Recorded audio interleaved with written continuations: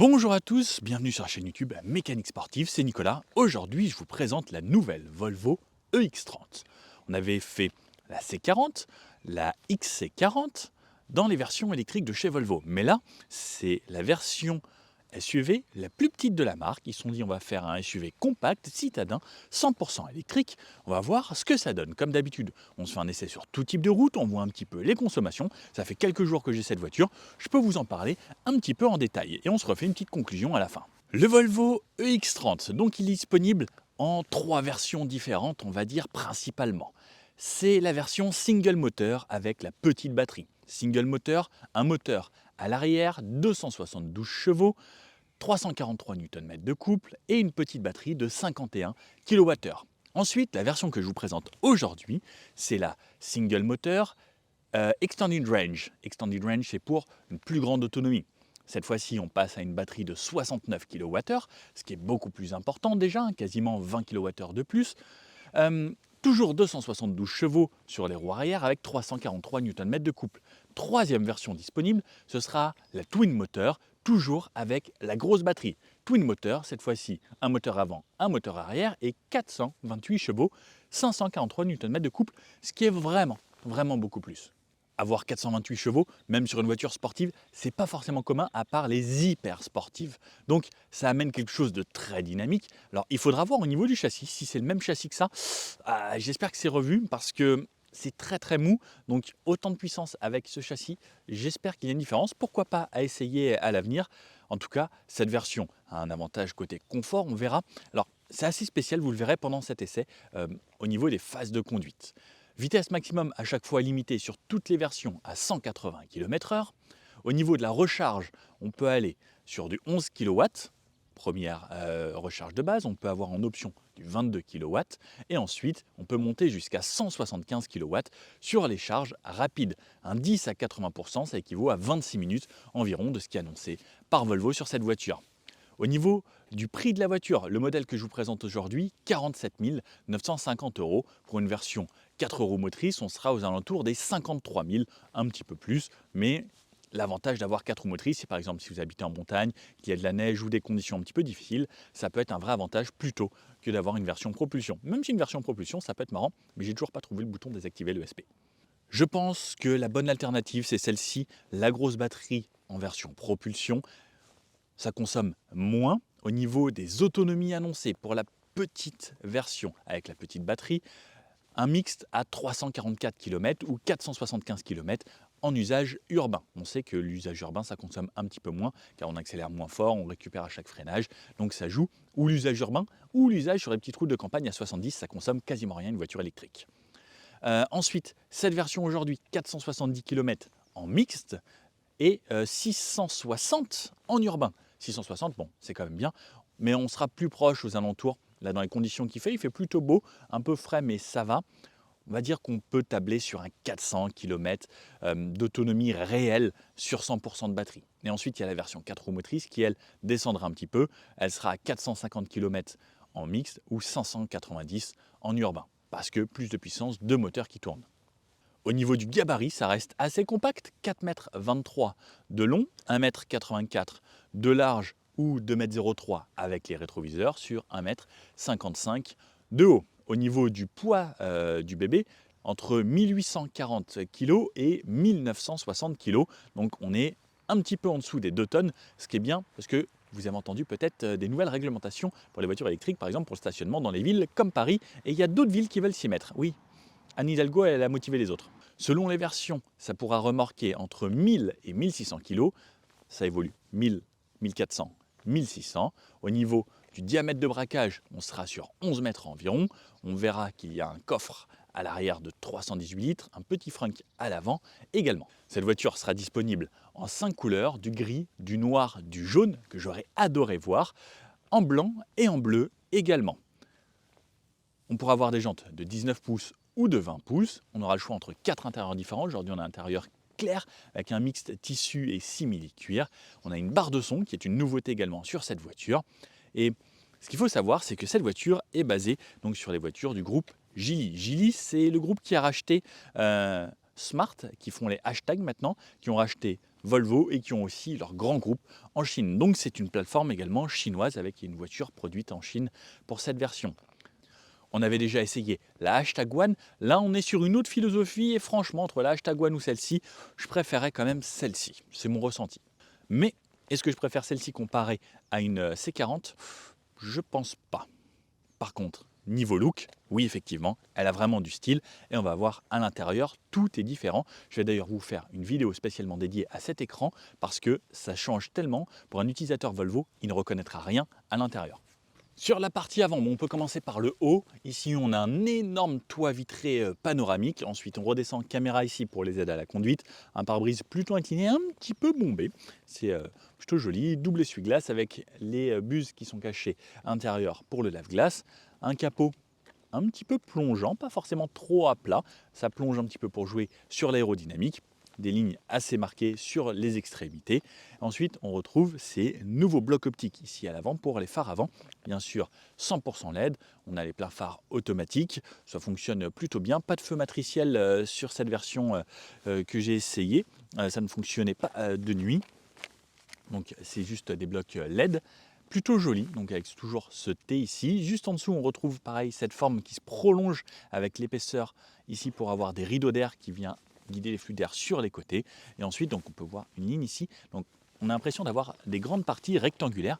Et également, sur cette face avant, le Volvo ici n'est plus entouré dans une calandre. Comme on peut le voir, il est posé en plein milieu de la face avant, avec toujours cette barre qui traverse ici, avec la flèche qui indique de ce côté-là, et le Volvo avec une caméra intégrée, puisqu'on a le pack de caméra 360 sur cette voiture.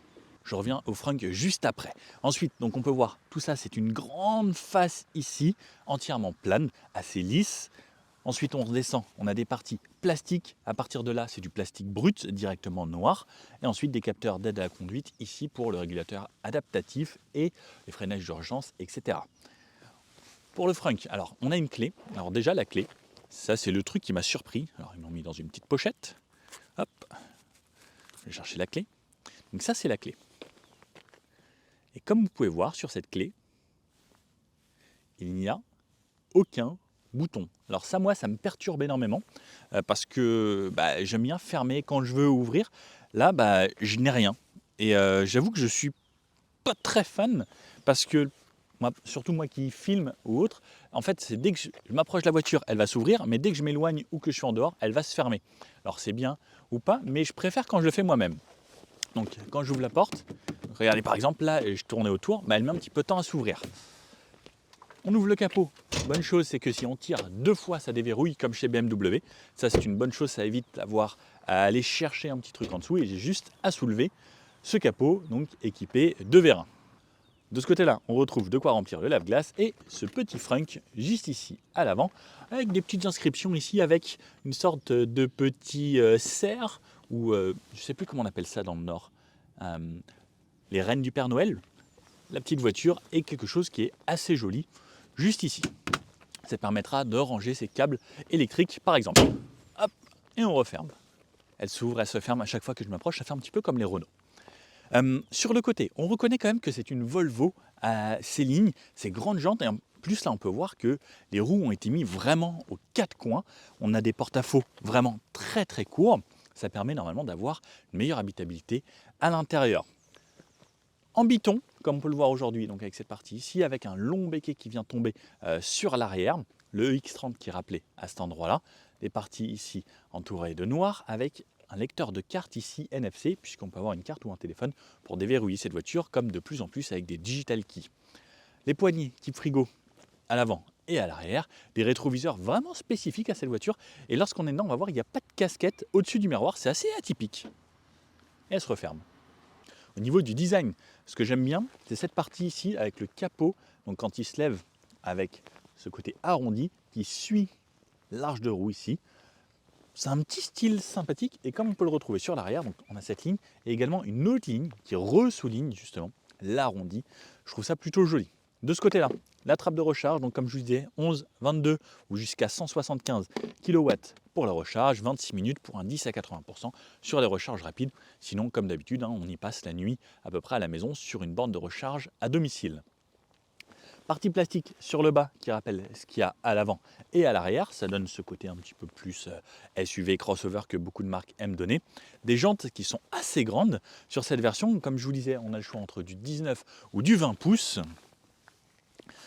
On est aujourd'hui en 20 pouces. On a des Aero Wheels avec des flasques juste ici. Et petite chose, c'est la première fois que je vois ça. On n'a pas de logo au centre de la roue. Et oui, le Volvo était déporté ici, écrit sur une des extrémités. Je ne m'attendais pas à ça. C'est vrai que c'est quand même très rare hein, de ne pas voir le logo au centre. Bon, pourquoi pas, c'est original au moins.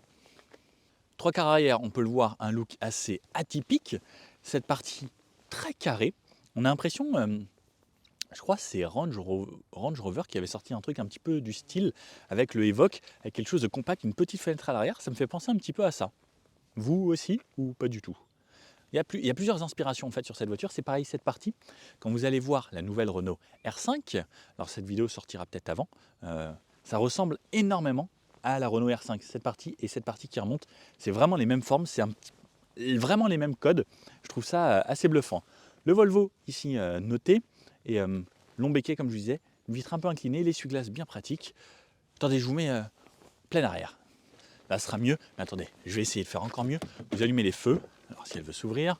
Alors, comment on allume les feux déjà là-dessus? Il faut aller dans les menus. Voilà, c'est fait. Parce qu'avec l'écran, il faut aller dans les menus. On ne peut plus juste tourner le petit truc. Donc, les feux arrière, lorsqu'ils sont illuminés, on peut le voir, cette partie est là. C'est du 100% LED, bien entendu. On n'a pas de bandeau lumineux qui fait tout le tour. On a les feux sur les côtés. Le Volvo en plein centre. Le bouton est hyper bien caché, ça j'adore. On peut le voir, il n'y a pas d'endroit où le mettre. C'est hyper bien fait. Sur la partie un petit peu plus basse, donc on retrouve cette partie qui vient se fondre jusqu'aux arches sur les côtés, avec des petites extensions ici. Voilà, elle s'est refermée alors que je suis encore à côté de la voiture. Des petites extensions ici sur les ailes et tout le bas par contre là qui est en plastique brut à l'avant comme à l'arrière, comme sur le bas de porte sur les côtés. Et le bouton pour ouvrir, j'adore, il est là, dans le laqué. Petite pression. Ça, c'est bien. J'aime quand il y a une attention particulière qui est portée à ce genre de choses. Là, c'est tout bête, un petit bouton, mais bien placé, bien caché. C'est beaucoup plus joli. Dans le coffre, comme je vous disais, on a 318 litres de chargement. On a des petits rangements sur les côtés. On peut mettre par exemple donc les petites trousses de secours comme ça, de ce côté-là, et ça rentrerait de ce côté-là. Et également, on a le plancher qu'on peut relever de cette façon avec, par exemple, en dessous ici, on a un gros sac de recharge avec les câbles dedans, donc avec des scratchs derrière qui permet de faire en sorte qu'il ne bouge pas lorsqu'il est là-dedans. Hop, allez, il ne bouge plus. Et un petit peu profond encore sur l'avant pour ranger des câbles ou autre. Et on a même l'accessibilité ici sur les côtés directement. Oui, oui, oui, j'y vais, ne vous inquiétez pas. Hop. Alors, là, des fois il y a des gens qui passent dans la forêt comme ça, ils me regardent, ils se disent mais qu'est-ce qui se passe? Donc comme on peut le voir ici, je rentre dans 318 litres.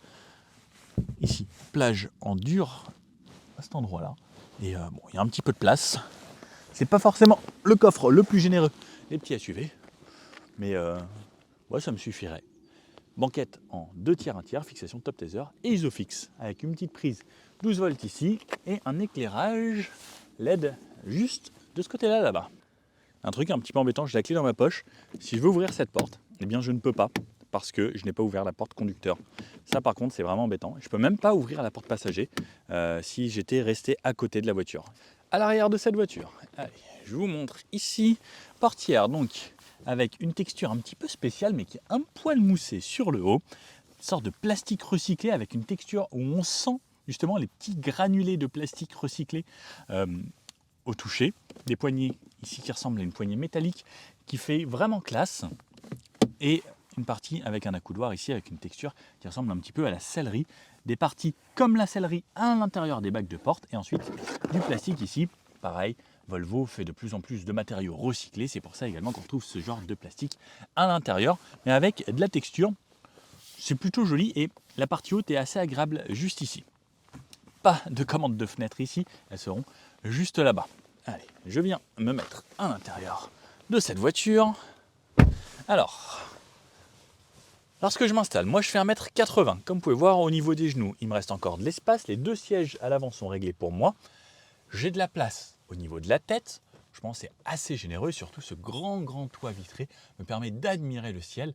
Et ça, c'est quelque chose que j'aime particulièrement. En plus, toit vitré plus intérieur blanc.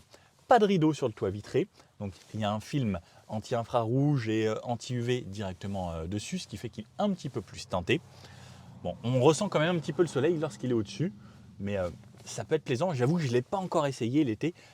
À voir sur un trajet sur autoroute l'été ce que ça donnerait. N'hésitez pas si vous avez déjà essayé ce genre de choses sur l'autoroute avec des grands toits vitrés comme ça, où on n'a pas justement de toit qui se teinte ou avec de vélum, pour avoir un retour. On a des poches ici à l'intérieur, pareil, qui sont de très bonne qualité. La qualité perçue est top ici à l'intérieur. Au niveau des sièges, j'ai un bon maintien latéral. On a une texture ici qui ressemble à un faux cuir. Et au centre, du tissu. J'ai de la place pour les pieds, j'ai de la place pour les genoux, j'ai de la place pour la tête. Au niveau des coudes, c'est bien. Il n'y a pas d'accoudoir central. Donc, on pourra baisser la banquette donc, en 40-60. La troisième ceinture est directement ici. On a des LED sur le haut, ici en tactile. Ah non, il faut appuyer vraiment. Donc, ça ressemble à un bouton tactile, mais en fait, il faut appuyer. De quoi mettre son cintre pour tenir sa chemise quand on va au bureau. Ici, 2 ports USB-C, les commandes de fenêtre. Et une très bonne chose, la fenêtre va jusqu'à tout en bas pour quand je veux mettre mon coude ici pour l'été. Commande de fenêtre juste ici. On retrouve un petit crochet également à cet endroit-là et des airbags latéraux. Bien entendu, chez Volvo, on a toujours minimum un de gage de sécurité. On a un grand bac de rangement à cet endroit-là. On peut enlever cette partie qui nous amène un bac de rangement un petit peu différent. Et pareil, on retrouve encore une fois des petits motifs sur le côté que je trouve assez sympa. Hop, place du milieu. Donc, place du milieu, je viens m'y glisser ici. Mes pieds, moi je suis du 44, ça passe juste devant les rails, c'est un avantage. Au niveau des genoux, il me reste encore un petit peu de place. Si je veux me mettre un peu plus relax, ce sera plus compliqué. La banquette est plus dure, elle est toujours un petit peu bombée sur le centre, mais bon maintien. Et le dos, on a quelque chose pareil d'assez arrondi qui va faire en sorte que ça peut nous creuser un petit peu le dos comme ça et nous mettre bien. D'un côté, c'est pas plus mal d'avoir les épaules en arrière. Au niveau de la tête, j'ai de l'espace. Au niveau des genoux, il me reste encore un petit peu d'espace. Des pieds, ça va. Je ne peux pas resserrer mes pieds parce qu'il y a cette grosse boîte ici. Mais on a un plancher quasiment plat, puisqu'on a les batteries sous les pieds. Bon, c'est pas trop mal. Je ferai peut-être pas 6 heures de route ici, mais ça reste correct. Après, j'ai pas de maintien latéral à cet endroit-là. Mais pourquoi pas. Allez, c'est parti, avant de l'avant, je vous fais le petit tour du véhicule que vous aimez bien, et que j'aime bien vous faire actuellement. On peut le voir comme ça, avec les contrastes, les ombres, avec vraiment une idée réelle, comme si vous le faisiez en concession. La voiture s'est refermée, parce que je viens un petit peu de m'éloigner. Qu'est-ce que vous en pensez de cette voiture? Elle a un look quand même très spécial. J'aime bien d'un côté que ça change. Bon allez, donc poignée, petit frigo. Ici, bien, j'ouvre. Et donc ça, c'est le petit truc pour les cartes ici, si on veut venir ouvrir sans contact. On a la portière à l'avant qui est comme à l'arrière, donc des parties un petit peu moussées. Alors c'est un moussage très ferme, avec une sorte de texture qui est un petit peu comme une surface mate, une peinture mate. Ensuite, c'est plastique ici recyclé, où on ressent des petites fibres ici de plastique. Cette poignée que je trouve vraiment très très classe, c'est assez joli. On dirait du métal, mais c'est du plastique. Ensuite, repartie plastique, ici plastique dur sur toute cette partie. Donc, mais comme vous pouvez le voir, il est vraiment texturé. Là, petit accoudoir qui ressemble à la sellerie. La fiche de la voiture que vous pouvez voir juste ici, 47 950 €. Et on a pris en option 1000 € pour de la peinture, de la sellerie à l'intérieur qui est à 1000 € et quelques petites options, siège et volant chauffant et les jantes en alliage. Ah non, c'est 51 000 €, pardon. 47 000, c'est le modèle de base sans les options, donc 51 000 €. Désolé pour la petite erreur là-dedans. Le siège, réglage, donc ça c'est le réglage du siège, très différent d'habitude. Avance, recule, il monte, il redescend et on l'incline comme ça le dossier. Donc ça change. Première chose que je vois qui est assez différente des autres marques. Au niveau du pédalier, double pédale puisque boîte automatique, on retrouve ce plastique ici avec cette texture là, de quoi ouvrir le capot avant pour accéder au frunk, un gros repose-pied et ensuite donc cette sellerie donc spécifique avec, alors je m'approche un petit peu, ces petits motifs qui sont jolis ici sur la partie textile, et ensuite cette partie ici qui ressemble à du cuir, donc qui est du cuir synthétique. Ça ressemble un petit peu à ce qu'il y a dans les Tesla maintenant, et tout se ressemble un petit peu puisque on utilise de moins en moins de cuir. C'était pas bien de tuer des animaux. Le grand toit panoramique vitré, comme vous pouvez le voir, alors il est vraiment gigantissime et c'est très très joli. La vue sur la banquette arrière et au milieu. Je vais vous montrer comme ça. Je vais retourner la voiture parce que là sinon on va avoir des ombres qui sont pas très agréables. Allez, je suis rentré, je viens me reculer pour vous donner le meilleur point de vue de cette voiture. Je vais m'incliner un petit peu comme ça, je serai encore plus confortable. Alors première chose, volant ici, qui ressemble à un volant un petit peu carré. Plutôt sympa. Alors ce qui est très bizarre, c'est, regardez, en fait on a une zone ici très petite et une zone grande ici. Et là on se dit, mais mince alors, qu'est-ce qu'ils ont foutu du truc ici puisqu'ils ont mis un très grand volant là? Pourquoi il n'y a pas de compteur derrière? Ils ont tout mis là, comme chez Tesla. Alors, on en reparle juste après, mais moi je suis vraiment pas fan. Là sur le côté, rétroviseur, comme je disais, assez atypique. On peut voir qu'il n'y a pas de casquette sur le haut. Alors, c'est joli, ça permet d'avoir un petit peu comme sur un rétroviseur sans bord à l'intérieur. Une belle visibilité, c'est un peu bombé sur le côté. On a l'affichage d'angle mort également. Ce volant, donc, on y revient. Le logo Volvo ici. Ici, c'est pour les aides à la conduite. Ici, lorsque j'active ou désactive le One Pedal Drive. Et là, c'est les aides à la conduite, régulateur ou limiteur que j'ai ici. Ensuite, de ce côté-là, ça va être la musique. Suivant, avant, après. Plus fort le volume, moins fort le volume. Et une commande vocale qui fonctionne avec Google. Le OK, c'est si vous devez activer les choses. Par exemple, là, activer les feux. Parce qu'on peut voir que là, j'ai juste de ce côté-là pas les essuie-glaces. C'est rare de ne pas avoir les essuie-glaces de ce côté-là. C'est juste la boîte de vitesse. Drive vers le bas, ça me le passe en drive. Reculer vers le haut, ça me le passe en reculé. Ça me met un son extérieur piéton que j'entends à l'intérieur également. Et ensuite, j'appuie ici pour être en mode parking. On n'a pas de mode B, comme vous pouvez le voir. On a le mode One Pedal seulement. Et de l'autre côté, donc là également nouveauté, clignotant comme ça. Petite chose spécifique, quand je mets le clignotant à droite, on a une barre de son là. Le son vient de droite. Quand je mets le clignotant à gauche, le son vient d'ici. Ça, c'est très très cool. Ça permet de savoir de quel côté on a mis son clignotant sans regarder, puisque pareil, on n'a plus d'affichage derrière. Il faut regarder ici. Alors, ça, c'est vraiment spécial. Il va falloir s'y faire. Là, ici, on a un capteur avec une caméra qui va être beaucoup trop intrusif pendant cet essai, puisque donc là je vous filme la présentation bien après avoir roulé pas mal avec cette voiture. Si on regarde l'écran, on est obligé de le regarder pour regarder sa vitesse, etc., régler ses aides à la conduite, et vous le regardez un petit peu trop, et la caméra vous dit tu regardes pas la route. Sans blague, en fait t'as mis un écran là, donc c'est pas pratique, et il n'y a pas d'affichage tête haute. Donc là-dessus, je suis pas très fan, et surtout la caméra est trop intrusive. Et de nuit, donc là on peut voir, là il y a une LED infrarouge, donc moi je suis pas censé la voir, mais elle est un petit peu présente de nuit quand même. Moi, je la vois avec un petit éclairage qui me perturbe un peu. Volvo, si vous pouvez modifier ça, ce serait cool. Ensuite, au niveau des aérateurs, on a des aérateurs très jolis, ultra design. Donc, on peut régler de cette façon. Alors, j'aime bien. Ça change énormément. On les a de ce côté-là et également autour de l'écran. Donc ça a quand même du style, tout comme de l'autre côté. Une partie ici qui reprend la même texture que ce qu'on a sur le haut des portes, donc qui est moussée et qui est plutôt jolie. Et ensuite, donc cette partie plastique, comme dans les portes, qui vient faire le tour donc, de cette partie ici de l'habitacle. La barre de son Harman Kardon, qui fait donc de là à là-bas. Le son est franchement bon.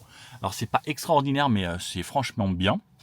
Je préfère les barres de son dans une Tesla, par contre.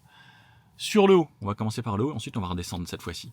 Rétroviseur sans bord comme les rétroviseurs qu'on a sur les côtés, donc on peut voir sans bord, ça mène un petit quelque chose. Ensuite, les LED, donc je vais venir appuyer en tactile ici pour activer les petites LED, la touche SOS, une touche warning en physique et une touche pour l'assistance à cet endroit-là. Les pare-soleil, alors là je suis un petit peu déçu, voiture premium et on n'a pas de LED qui s'allume ni en haut ni là. Donc ça c'est un peu dommage. Et là où on a les micros qui sont intégrés directement à ça pour quand on parle au téléphone. Le volant, je vous ai montré l'écran, voilà à quoi il ressemble. Donc je vous fais un truc rapide et ensuite vous retrouverez une autre vidéo sur la chaîne avec toutes les infos de ça. Une petite touche ici pour les menus. une touche accueil, donc c'est avec Google également donc dans cet écran, la climatisation à cet endroit-là, les réglages de la voiture ici, et il faut tout le temps passer par ça pour aller voir les infos de la voiture. Et par exemple, si je veux voir mon kilométrage, je dois faire, lorsque je conduis, je suis là, je dois aller là, je dois aller là-dedans, et je dois aller là-dedans sur mes informations de trajet par exemple. Donc là, on peut voir les informations. Voilà, des fois c'est un petit peu trop. Là-haut, on a nos informations, on voit ce qui se passe, on voit la consommation, on voit le kilométrage que j'ai fait depuis le début, mon niveau de batterie restant et mon autonomie restante, en quel mode je suis. On a le auto hold également lorsqu'on appuie plus fort sur la pédale. Et voilà à quoi ça ressemble. On a la radio. Ici, on peut connecter son téléphone, on a des raccourcis. Et le truc que j'aime bien, c'est qu'on a Waze d'intégrer directement à la voiture. Ça évite de devoir connecter son téléphone en Android Auto ou en CarPlay. Et ça fonctionne plutôt bien. On a quelques petits raccourcis ici. Et alors, un truc... comment j'ai mis ça? Ah oui, j'ai touché les warnings ici. Parce qu'on a les warnings sur l'écran également, en plus de la touche physique en haut. Petit truc qui est rigolo. Alors, ça fait rigoler les copains, mais là, la boîte à gants, elle est là. Je dois appuyer sur l'écran, ici, pour sortir ma boîte à gants. Et donc, ma boîte à gants est au centre. Et sur la partie droite, ici, il n'y a rien. Un espace fermé. On ne sait pas ce qu'il y a dedans. Alors, j'aurais bien aimé ça, plus ça, je ne sais pas pourquoi toutes les autres voitures peuvent le faire. Pourquoi pas là? Ici, on retrouve donc une grande boîte à gants. Alors, grande, oui et non. On ne pourra pas mettre de bouteilles, par exemple. Mais pour mettre des documents, c'est plutôt spacieux. Et ensuite, un double chargeur. Non, pas un double chargeur, un double endroit pour téléphone, mais avec un seul chargeur à induction sur le côté gauche seulement, avec de quoi faire en sorte que votre téléphone ne glisse pas lorsque vous le mettez avec des petites parties en caoutchouc comme ça. Ensuite, un grand bac de rangement qui cache encore un bac de rangement à l'intérieur avec cette couleur bleue. Je trouve ça plutôt joli. Rappelez-vous, dans la C40, on avait un intérieur avec la moquette bleue. Je trouve ça très cool. 2 ports USB-C ici. Ça, on peut le refermer. Et donc, pour ceux qui veulent voir comparer et par rapport à l'arrière, on a ce bac qui va jusqu'aux places arrière si on souhaite. Ensuite, on a cet accoudoir ici donc qui ne bouge pas. Donc ça, c'est la même texture un petit peu que ce qu'on a là, ce qu'on a en haut des portes. On a les fenêtres.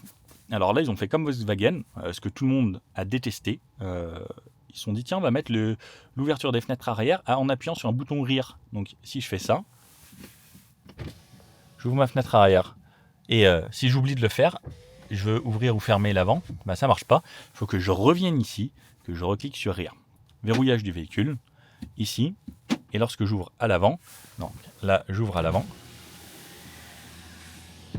Impeccable. Et vous savez quoi? Ils n'ont pas mis le bouton automatique pour refermer. Ça par contre, j'avoue que c'est un petit peu dommage. On a l'ouverture automatique mais pas la fermeture automatique. Il y a plein de petites choses en fait comme ça dans cette voiture et on voit que là, c'est chinois. Parce que c'est la base de la hashtag 1. La hashtag 1, il y avait plein de petites choses comme ça et c'est vraiment, vraiment dommage sur plein de petites choses. Donc là, ici, ensuite, on a un bac. Alors, voilà, il s'ouvre comme ça. On a le porte-gobelet, donc qui est en fait une partie qui coulisse sur le dessus pour pouvoir poser ses gobelets. Hop. Et donc là, on a cet endroit-là. Ils nous ont laissé un petit bonbon. Mais je les aime pas ceux-là. Hop, on peut à moitié ou fermer. Et donc pour l'ouvrir, il faut appuyer un petit peu fort. Voilà. J'aime bien l'ouverture. Voilà à peu près à quoi ça ressemble. Les sièges et petit truc que j'aime bien, le petit détail de chez Volvo, c'est le petit drapeau suédois juste ici, qui est toujours là à chaque fois. Je trouve très cool et ce grand toit vitré assez sympathique. Voilà pour la présentation de l'habitacle de cette voiture. Et puis il ne reste plus qu'à aller essayer, voir sur la route ce que ça donne. Et on se refait un petit débrief à la fin. Allez, c'est parti donc avec ce nouveau EX30. 99% de batterie qui m'indique 473 km. Aujourd'hui il fait bon, il fait même chaud dans l'habitacle là. Donc j'ai mis la clim à 21 degrés comme d'habitude. Et je vais lui dire d'aller à Fontainebleau. Comme d'habitude notre grande boucle. Donc samedi 1h25, 82 km. Donc, on va aller faire des petites routes par là-bas. J'arriverai à 80% là-bas. Et samedi, si je dois revenir, je serai à 62% au retour. Pourquoi pas? Donc on va y aller. Et on va se faire un petit débrief sur tout type de route, comme d'habitude. Alors, pas de compteur derrière moi ici, hein, comme je disais, tout est sur cette tablette. Et pour les consommations, donc là, il va falloir que j'aille chercher statut voiture, tout va bien, les paramètres, ok, conduite, etc. Enfin, on sent que c'est vraiment très moderne.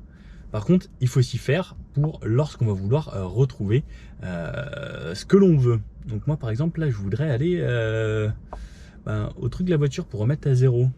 Parce que c'est cool les jeux et tout. D'accord. Mise à jour des plans hors connexion. D'accord. Ça, c'est bien aussi. C'est au cas où vous n'avez pas de réseau. Ça fonctionnera quand même. Je peux activer le One Pedal Drive ici directement également, ce qui est assez rapide. Donc dès que je vais dans le statut voiture. Allez, c'est parti. Merci. Ce que j'adore déjà, c'est le bruit du clignotant. Et surtout, le bruit du clignotant vient du côté de la barre de son duquel je mets le clignotant. Je tourne à droite, il sera vers là-bas. Gauche, je l'entends plus de ce côté-là. Ça, c'est des petites choses qui font toute la différence sur les voitures de nos jours. Pour moi, c'est l'expérience client qui va déterminer la différence maintenant entre une voiture récente, électrique, puisque toutes les voitures savent faire des bonnes voitures maintenant. Enfin, toutes les voitures sont des bonnes voitures de nos jours. Donc, pour moi, c'est ce genre de petites attentions qui va faire la différence. Allez. Hop, je m'insère. Voiture électrique, on a du couple instantanément. C'est agréable, ça relance suffisamment. Bon, c'est plutôt pas mal.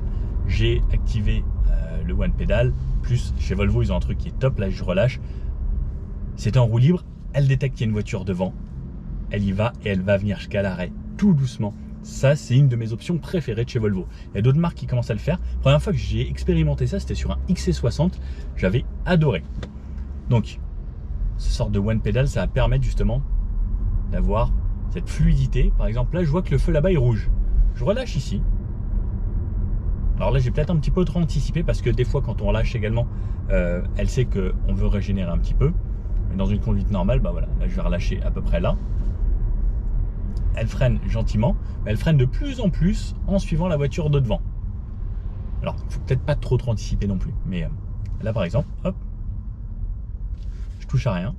Et elle vient s'arrêter derrière le berlingot. Ça, c'est quand même top. C'est une petite option que j'adore. On va bien sûr tester également toutes les aides à la conduite et autres. Le côté ultra silencieux de l'électrique, c'est un vrai régal. Le plaisir dans cet habitacle, pareil, c'est très sympathique. C'est bien insonorisé dehors parce que là il y avait un mec avec, vous savez, les souffleuses qui font énormément de bruit. Eh bien, on entendait très peu. J'adore les rétroviseurs. La conduite avec quasiment pas de bord, un petit peu comme des rétros intérieurs. Je trouve ça assez sympa. Elle a plein de petites choses comme ça qui font que ça plus ça plus ça, c'est vraiment très très cool. Par contre, les rétroviseurs, tout ça, on n'a plus les réglages là directement ou autre, donc il va falloir chercher un petit peu plus quand on n'a pas l'habitude. Au niveau de la direction, c'est hyper fluide, hyper soft. Non, c'est vraiment pour une conduite cool. On verra les autres modes ensuite, mais là de cette façon, c'est ultra agréable. Alors ce qui peut me perturber, c'est que j'ai pas d'affichage tête haute, j'ai pas de compteur ici. Il faut regarder là, un petit peu comme chez Tesla. Et ça, j'avoue qu'il faut le temps de s'y faire. Je suis à combien? Ah ouais, là. Donc ça, c'est peut-être la petite chose qui va me manquer, d'avoir un compteur devant moi vraiment, et avec au moins peut-être un petit affichage tête haute. Ça aurait pu être un avantage. En tout cas à 70, c'est un confort. Là on va passer dans un tunnel. Donc là c'est 50, il y a toujours les petits toum maintenant. On a de l'éclairage dans les bacs de porte, on a un petit éclairage d'ambiance de ce côté-là et moi également autour du volant. Même en tunnel, c'est bien insonorisé. On sent que ça reste une voiture premium. C'est certes la plus petite des SUV. Et alors, ça par contre, toutes ces aides à la conduite, il faudrait que je désactive tout. J'ai oublié de le faire.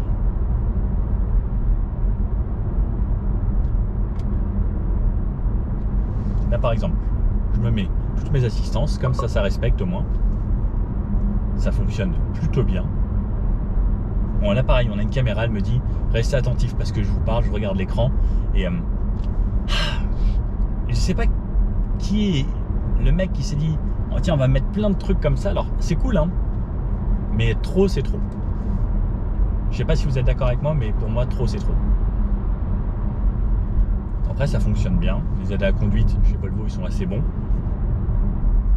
Donc là ça passe à 70, hop, je monte de 55, j'arrive à 70. Ah, c'est tout con, mais là le panneau est là par exemple. Je sais que je peux me monter à 70 pour accélérer ici, mais vraiment à désactiver. Bon, me voici dans Paris, j'ai pu réinitialiser tous les compteurs, remettre à zéro, voir ce que ça va donner niveau consommation. On va se faire bien sûr tout type de route et voir ce que ça donne. Donc là, on est en ville. Là, je peux relâcher parce que j'ai l'auto quand j'ai plus forcer un pédale et accélération. Ouh, le 0 à 50 se fait quand même super bien. On a de la puissance, on a du couple instantané. C'est le gros avantage de l'électrique, on va dire. C'est silencieux, ça marche bien, ça décolle fort. Il y a quand même pas mal d'avantages sur ces voitures. Puis ce confort, absolument aucune vibration, pas de son. Là, je suis dans un environnement vraiment très bruyant, où il y a tous les scooters, les camions autour et autres. Enfin, on arrive sur les Champs-Élysées de l'autre côté là-bas. C'est quand même très bruyant, mais dans le véhicule, moi, je suis quand même assez bien. Je suis dans mon petit cocon. Franchement, avec ces finitions, cet intérieur, j'aime bien. C'est différent de ce qu'on a l'habitude de voir, mais j'aime bien. Et la direction reste quand même très agréable. Pourtant, je suis en ferme, j'ai à revérifier. Et même en ferme, elle reste tellement souple. Alors, on aime ou on n'aime pas. La plupart des gens qui vont s'acheter ce genre de voiture, je pense qu'ils aimeront bien. Après, ce serait sympa qu'ils fassent des versions sportives, comme ils le faisaient à l'époque sur leur modèle plus traditionnel. Et je pense une X30 sportive, ça pourrait être très sympa. Me voici arrivé sur le périphérique parisien, donc mon but là, c'est de ne plus conduire. Je règle 70 km/h et je me fais transporter. Alors, allez, ça roule petit à petit. On va arriver à 70. Les bruits sont plutôt bien contenus. Et on double. Hop. Ça va. On a un petit peu de bruit de roulement ici, là, sur ce goudron. Là, ça a changé de goudron. Ça devient tout de suite beaucoup plus calme. Sur un beau goudron propre, c'est d'un régal. Et surtout, voilà, moi vous me connaissez, sur la chaîne j'aime bien tester toutes les aides à conduite. Ce EX30 se débrouille très bien, j'allais dire XC parce qu'on a l'habitude. C'est un bon compromis, hein. Franchement. Look, design, espace, technologie, intérieur beaucoup plus moderne que la plupart des autres. Petit point conso, donc ça fait 30 km que je roule. Donc la moyenne est descendue un petit peu, 17,9 kWh au 100 depuis le début, ou depuis que j'ai réinitialisé, 15, donc on vient voir en sorte que ça va s'équilibrer à peu près. Ce qui est plutôt pas mal. Là, je suis sur la A6, c'est le retour des bouchons, hein, comme d'habitude, région parisienne. Je continue comme ça, donc toujours fonction avec le stop and go, régulateur adaptatif et autres. Enfin débarrassé des bouchons. La qualité sonore dans la voiture est très bonne. J'en ai profité, jouer avec les réglages de la barre de son. Alors, à 90 km/h ici. Il y a un petit peu de vent aujourd'hui, mais on l'entend très peu. C'est assez aérodynamique. Il y a des bruits de roulement qui remontent un poil. C'est ce qu'on entendra le plus au final, à 90. La trou, ça filtre bien. On va voir sur les petites routes, on y arrive dans quelques minutes. À 90. Rien à dire. L'autonomie, toujours comme annoncé, j'arriverai toujours avec 80% à destination. J'en suis à 87% là actuellement. Allez, je vais laisser doubler madame et on va aller se mettre à 110. Là, c'est 110. Elle n'a pas trop envie. À 110. Alors, j'ai un petit peu moins de bruit de roulement. Parce que cette fois-ci, j'ai un petit peu de bruit du vent qui apparaît. Très léger. Mais ça reste relativement bien contenu. Toujours très agréable. Pas grand chose à dire. C'est juste les bruits de roulement, légèrement. Et je me mets à 130. Je monte de 55. Alors j'aurais aimé quelque chose d'un petit peu plus précis entre là et aller regarder là-bas. Et là, le pip pip pip, là, à chaque fois, j'en ai marre. J'avoue que ça me fatigue un peu. Me dire, oui, tu regardes l'écran plutôt que de regarder devant. Sans blague, j'essaye de comprendre ce que je fais avec mes doigts parce que c'est pas ultra précis. À 130 km/h. Léger bruit de roulement, on a un poil plus de bruit du vent. Au niveau des rétros, c'est quand même assez aérodynamique. Ces rétros font bien le job. Au niveau du toit, pas du tout de bruit. Ça, c'est une bonne nouvelle. Même quand je double ou autre, il y a un gros GLE qui va me doubler.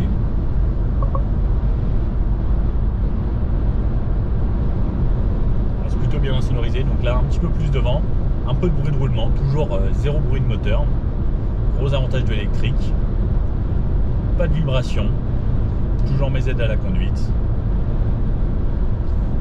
Que demander de plus? Ce qu'il faut savoir, pour ceux qui n'ont jamais fait de l'électrique, c'est que l'électrique sur autoroute, ça consomme vraiment beaucoup plus. Et d'ailleurs, si on retourne à nos consommations, statut de la voiture, information sur le trajet, on peut voir que là, conso actuel, ça reste assez haut puisqu'on est sur l'autoroute. Donc ça va monter assez vite.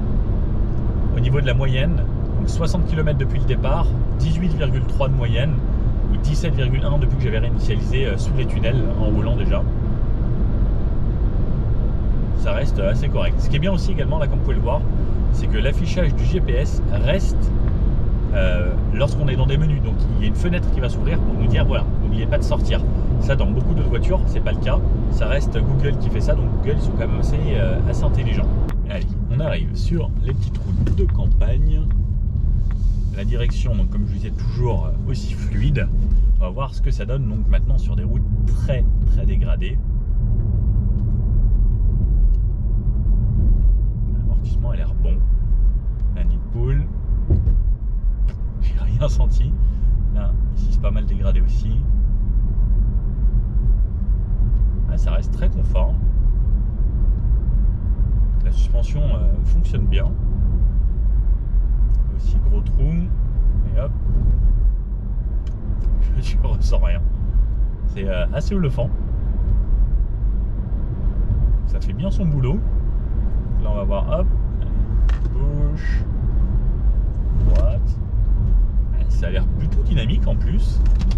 Oula. Oula. Ok, alors. Waouh! Alors là par contre quand je fais ça, j'ai jamais connu ça. Oh la vache. C'est très bizarre. Ok, alors là, j'ai l'impression que l'arrière est plus dur, que l'avant s'appuie un peu plus. Et là, le répondant est bon, hein, ça y va assez bien. Mais c'est très spécial sur le comportement de la voiture.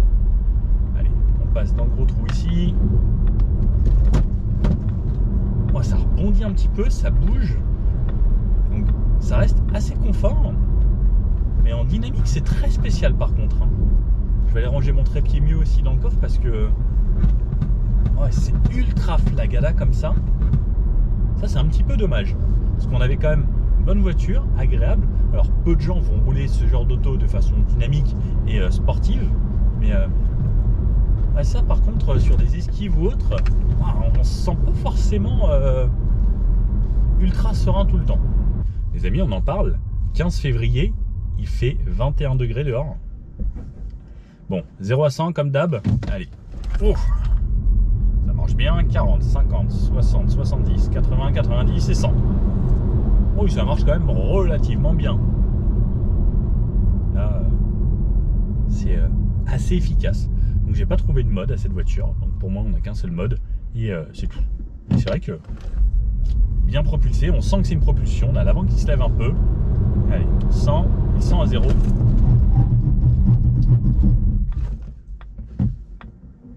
Ça freine plutôt bien. L'ABS se débrouille bien. La voiture plonge un petit peu. On sent que la suspension avant est molle, donc la voiture plonge et s'appuie bien sur l'avant. Après, ça reste assez safe. Mais avant ça, le fameux redouté pour les pneus test rond-point. On va voir ce que ça donne en virage. Donc, à la cool. Donc au niveau de la direction, on tourne quand même pas mal le volant. Un rythme cool, ça va. J'ai un petit peu de maintien ici au niveau latéral, mais c'est pas extraordinaire, hein. Après, comme on dit, ça reste pas une voiture faite pour être sportive. Et quand on met un petit peu de rythme, je me fais emmener assez facilement en dehors du siège. Alors ça tient par contre super bien. Je suis assez surpris. Et même quand on y va plus fort, on sent que les aides à la conduite reprennent directement le relais, ralentissent la voiture pour qu'il y ait très peu de sous-virage. Elle est plutôt bien équilibrée. Ça, c'est une bonne chose. Comme on a les batteries sous le plancher, ça équilibre à peu près la voiture. Donc c'est plutôt pas mal. Allez, c'est parti pour ma petite route en dynamique. On va voir ce que ça donne. Les accélérations quand même assez fulgurantes. Allez. Donc ça tient plutôt bien. Comme je disais, ça s'appuie quand même pas mal. Alors, hop. Ça tient super bien même. C'est assez bluffant. Donc, ça reste une propulsion, donc attention quand on appuie fort en virage, il y a un petit jeu très léger. Et non, c'est sympa. L'ABS et le SP reprennent quand même très vite la main. Mais c'est bluffant. Je rattrape beaucoup trop vite la voiture devant. Et ça marche hyper bien. Alors, c'est plus agréable à conduire comme ça en dynamique finalement que l'impression que j'avais lorsqu'on fait ça. Parce que au final, elle s'appuie un petit peu, mais elle garde énormément de confort et une super bonne stabilité. Alors que quand on fait ça, on dirait pas du tout. On dirait qu'elle va être pataude et haute. Alors qu'en vrai, là, au final, sur le dynamique, eh ben, c'est même plutôt plaisant. J'aime bien. Parce qu'il y a de la relance, il y a le côté propulsion qui amène un agrément de conduite différent et quand même une très bonne tenue de route. Ça change un petit peu les choses. Mais ce qui est toujours assez fou avec ces voitures, c'est ces accélérations. Avec l'électrique, on s'en lasse pas. On va dire que c'est toujours assez impressionnant. Même sur des fois des petites voitures, on ne croirait pas que ça pourrait aller aussi vite. Et alors, franchement, avant de la mettre en défaut sur du sec, il faut quand même y aller. Et ça tient super bien le pavé. Et l'avantage, c'est que sur des routes dégradées comme ça, au final, cette suspension très molle fera en sorte que eh bien, ça absorbe quand même beaucoup les imperfections. Et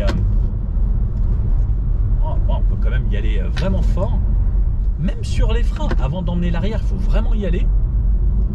Non, c'est assez plaisant. Ici, je mets un petit peu de freinage régénératif avec une sorte de one pedal. Franchement, même en la brusquant, ça reste tellement safe. À part sur les accélérations, on sent que c'est vraiment propulsion et que ça pourrait presque être joueur. Mais c'est ce côté confort avec un très gros rythme qui est assez bluffant. Moi, c'est surtout le rythme qui m'impressionne assez. Bon, en vrai, je trouve cette voiture quand même beaucoup plus cool. J'adore l'aspect design extérieur, intérieur.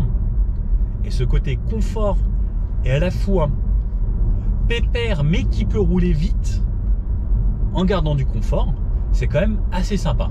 Bon, j'en arrive depuis le départ à 103 km ou 98 depuis que j'ai réinitialisé. On va tourner une moyenne de 18 kWh au 100 km. Là, je viens de repartir. Je me suis dit, je vais me faire la fin à 90 km/h pour rééquilibrer un petit peu le côté dynamique, les 0 à 100 et autres. Je pense qu'aux alentours de 18 kWh, ce sera une moyenne réelle concluante. Donc, sur 100 km, il me reste encore 73% de batterie et j'en ai marre de ce bip bip là dès que je regarde pas en face de moi. Je vais regarder comme ça, sinon voilà. Donc je regarde, en gros 18 kWh au 100 de moyenne, ce qui est plutôt correct en ayant fait un mix, en ayant fait de l'autoroute, en ayant fait de 90, du 110, un peu de bouchon, du périph et autres. ça roulait plutôt bien. Alors on est dans de bonnes conditions, là la température baisse un peu, mais 20 degrés pour un 15 février. Je crois qu'il y a des jours au mois de juillet l'année dernière où il n'a pas fait aussi chaud. C'était une très belle journée en tout cas. Bon, voilà, voiture agréable, confortable, à utiliser en tant que bon père de famille, ça va très bien. Et niveau consommation, ça reste relativement correct. On peut faire mieux avec de l'éco-conduite. Mon but aujourd'hui, c'était pas du tout de faire d'éco-conduite, c'était de rouler à la vitesse normale et à la limitation. Si c'était 110, je roule à 110, si c'était 130, je roule à 130, partout comme ça.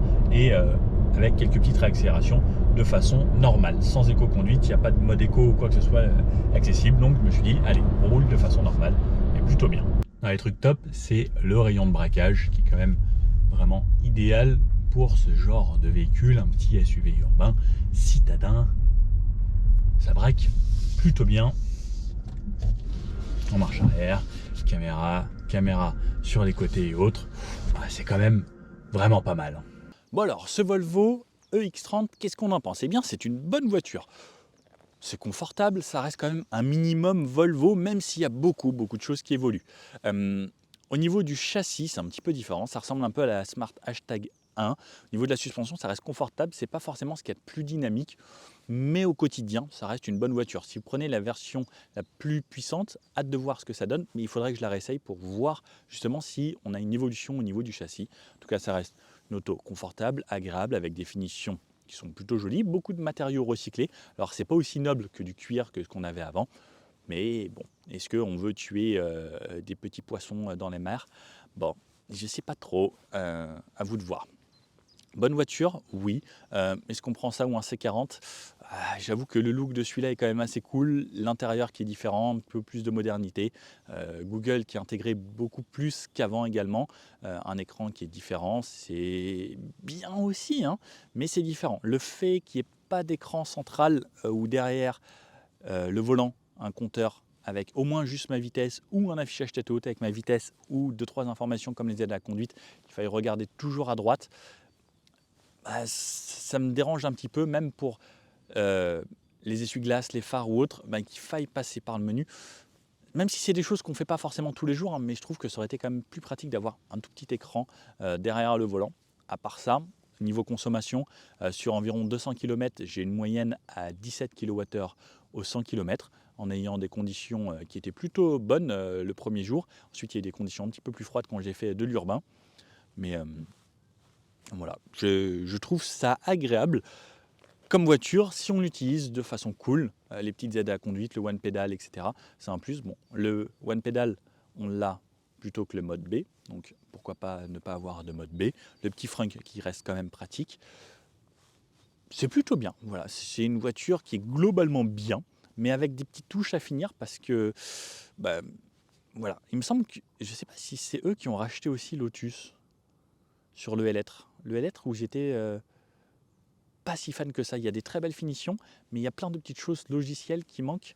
Et même si là, il manque pas grand-chose, mais c'est des petites touches comme ça, voilà, qui mériteraient d'être un petit peu upgradées. Après, ça reste une bonne auto, quoi. Bon, voilà, n'hésitez pas à me dire si cette voiture vous plaît, ce qu'elle vous intéresse. Et puis si vous avez bien aimé cette vidéo, un petit pouce bleu comme ça. Et puis je vous dis à bientôt. N'hésitez pas à vous abonner, à mettre dans les commentaires ce que vous voulez que j'essaye prochainement. Et est-ce que ça vous tente la version 428 chevaux? Pourquoi pas? Allez, à bientôt. Ciao.